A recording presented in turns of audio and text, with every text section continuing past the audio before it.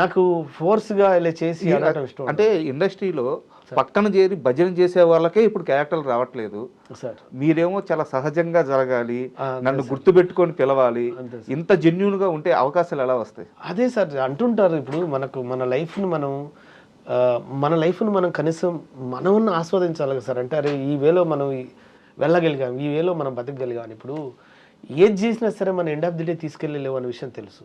అలాగని మనం అడుగుతున్న దాంట్లో సార్ ఇది మనకు ప్రతి ఒక్కరికి పని అవసరం సార్. పని ఉంటేనే వాళ్ళని రెస్పెక్ట్గా చూస్తారు, పని ఉండాలి. కానీ అడుగుతున్నప్పుడు పని లేదనుకో నేను ఆల్టర్నేట్ పని వెతుక్కునే ప్రయత్నం చేస్తుంటా. ఈ పని చేస్తేనే ఆ పని చేస్తే కాదండి.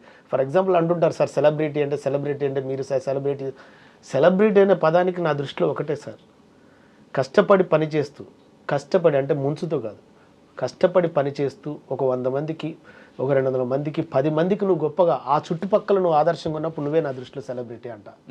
అంతే తప్పితే నేను చేస్తుందే గొప్ప అని అనుకొని పెద్ద గర్వంగా చెప్పుకోవాలని నేను అనండి.